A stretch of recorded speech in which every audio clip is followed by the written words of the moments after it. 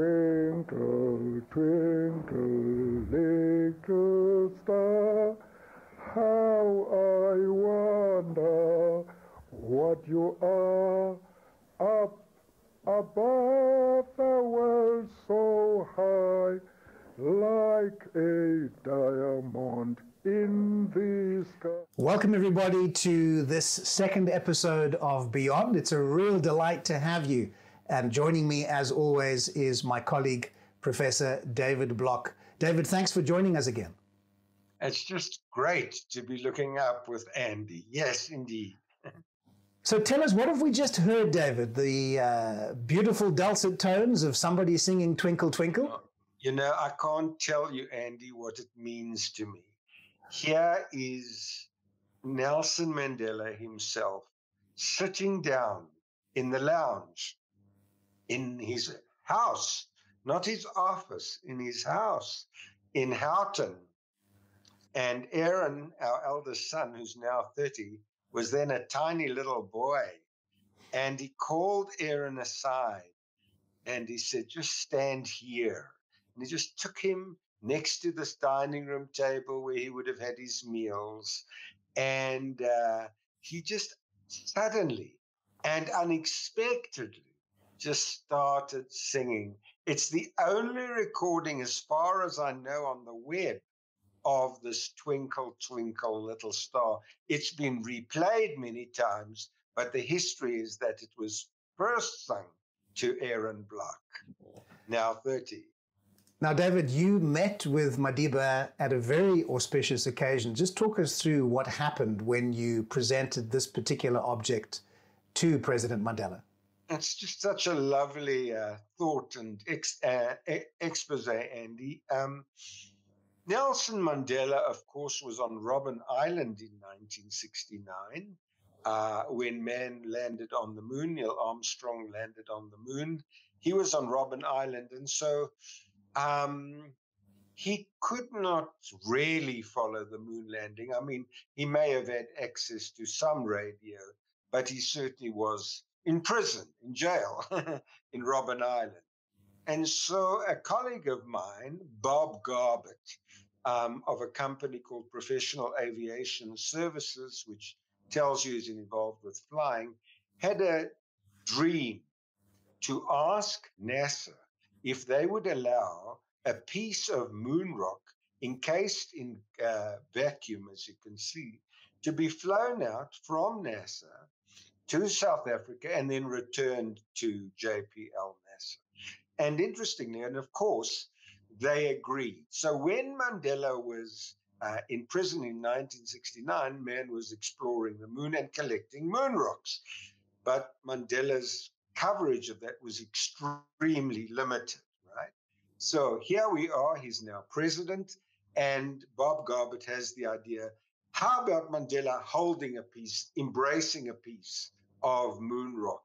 And so here you see the two of us, and he's holding the moon rock, which is encased in a pyramid of like glass. And the reason for that is that there's no water, wind, or sound on the moon. The moon has got no atmosphere. So unless it's encased in vacuum, it becomes an earth rock and is no longer a moon rock. But this meant so much to Nelson Mandela. And that's one of the reasons for this little podcast today is I know what this really meant to him and for him, because he could actually then be part, in a very rich sense, of the moon landing, the first moon landing in 1969. And David, he wrote to you when he was still in office. To see the moon rock of such age is an unforgettable experience. Nelson Mandela, Yes. 9th of April, 1998. I remember, you know, he's so poetical with words, as we'll see in a moment with another block.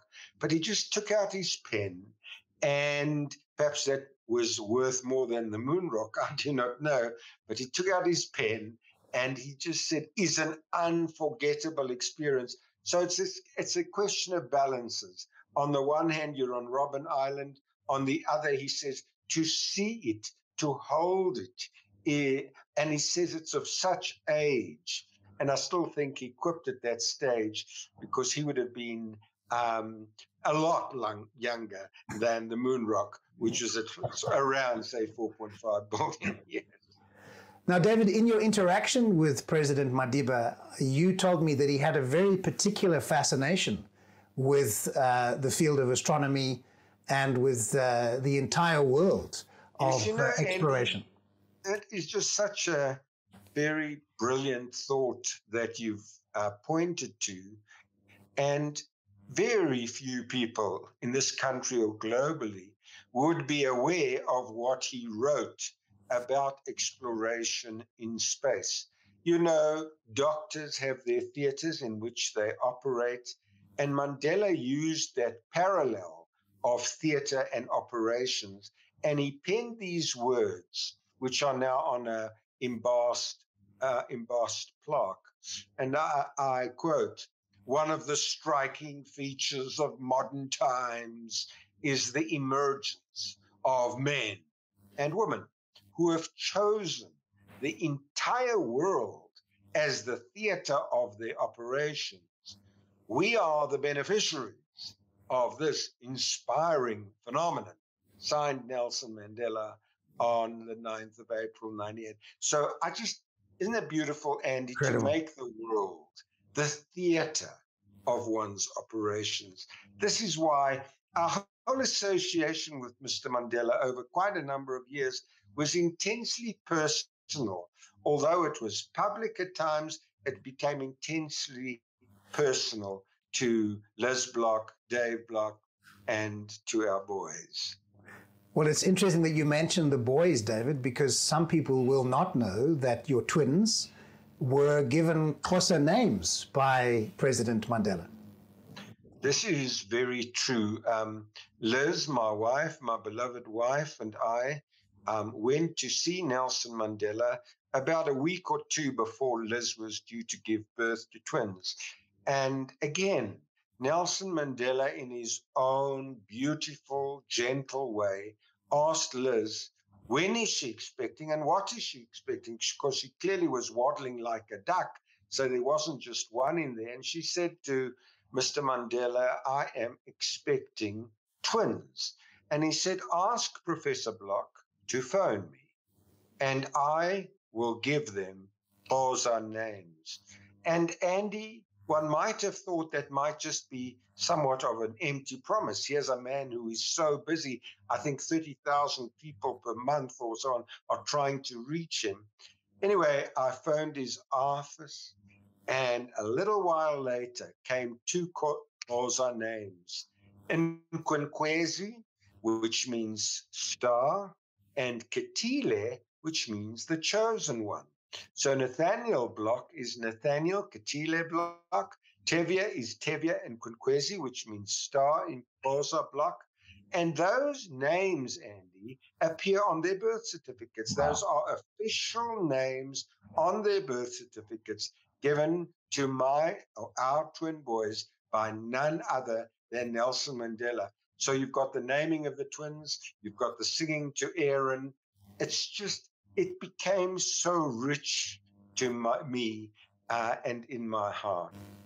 And then the other significant piece of history was the meeting that was held between yourself, Pik Botha, who was in government at the time, and of course, Professor Stephen Hawking, all meeting with President Mandela. Just talk us through that meeting and why was that so significant both for you and for Stephen Hawking, David? Stephen Hawking, who is regarded as the second Einstein, had a dream. And he had a dream to meet Mr. Mandela before Stephen Hawking, died.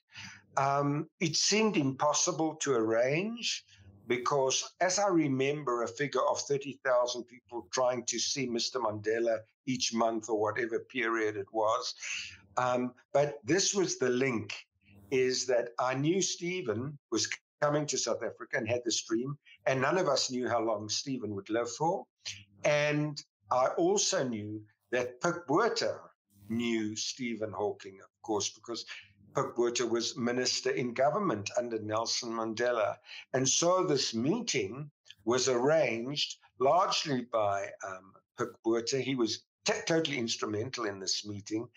And I was then invited to be there as well. And I think, Andy, sitting in the presence of two of the most famous men of recent times was an experience I cannot encapsulate in words. At left, Stephen Hawking, the greatest mind arguably since Albert Einstein, Mandela, who needs no further elaboration, except to say that here was the meeting of a dream. Stephen Hawking, I'll never forget this. He couldn't speak, but he could speak using a voice synthesizer on the computer. And so there was a deathly silence when the meeting started. And Stephen Hawking activated his computer by means of movements of his eye. And suddenly, the silence was broken. And you heard the synthetic voice saying, it is such an honor for me to meet you, Mr. Mandela. But it was in this artificial IBM toned voice synthesizer. And it just go to show, it really went to show to me the genius of Hawking, wanting to link up with a man who was sort of human above humans, as it were, who just oozed out with compassion and sympathy and love, but also with dignity. And I was just so thrilled to be a fly on the wall in that meeting in which the dream of Stephen Hawking himself, Andy, was realized. So again, you can see the intertwining, God's wonderful planning, it really is, over a period of several years, in and out. And then lastly, the final meeting with Stephen Hawking and Mandela, it was very, very special. And he made it special. And his name is forever etched in the memories of Liz Block, Dave Block, Aaron Block, Nathaniel and Tevye Block. And I think it's just so wonderful that actually they can live their lives to the full, knowing that their names, Nkwezi and Kitile, are forever etched on the birth certificates. David, it's been fantastic to reminisce with you as we looked in the first episode at the James Webb Telescope. Now we've looked at the moon and the moon rock. Look forward to having further conversations with you as we look beyond. Thank you so much. Thank you as always, Andy. A great honor. Shalom.